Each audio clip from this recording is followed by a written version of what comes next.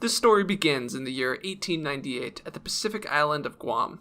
The island was currently colonized by Spain, but they made one vital mistake, being land that wasn't owned by the United States. When the Spanish-American War broke out, it was inevitable that the U.S. would provide the island with freedom and liberty by force. However, the people of Guam had no idea that they were even at war. NANI? Captain Henry Glass was a serious man who was sent on an important mission. Travel to Manila in the Philippines, but on the way you must capture the port of Guam. You must use any force necessary, crush all Spanish resistance and any fortifications, steal their coal, and continue to Manila. Rumors began to spread among the crew.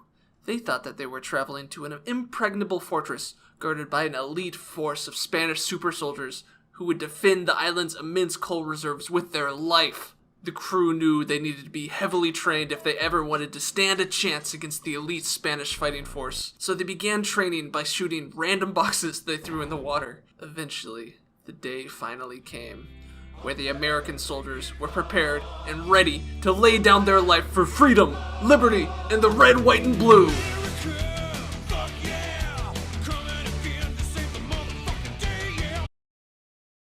It was a warm summer day in Guam. The citizens were out simply enjoying life when they noticed 4 American warships off the coast. That's strange, they thought. We don't usually get that many visitors at one time. Then 11 shots from the ships fired off from the warships towards the fort, but each missed, causing no damage. The captain of the port said, "That's weird. Oh, they must be saluting us. Hey, bring those guns over here and we'll return the salute. I'll take a small ship out there and go meet them." "Have you come to offer your terms of surrender, you Spanish scum?" What are you talking about, surrender? "This glorious conquest will be the first of many for me in this great Spanish-American war." Wait, we're at war? The Spanish commander was amazed to find out that he was now a prisoner of war, and he sent for the governor of Guam to meet with Captain Glass. Meanwhile, a small whaling boat manned by a merchant named Francisco Portusach approached the American ships flying an American flag. A captain on one of the smaller ships under the command of Captain Glass recognized Francisco and said, "Hey, Frank, come on aboard." While Francisco and his friend were catching up, Captain Glass yelled over, "By what right do you dare fly the American flag?" Francisco simply smiled and handed over his American naturalization papers. Francisco's friend asked if he had any coal for sale and that he would happily pay for it. Francisco did, so he began delivering the coal out to the ships.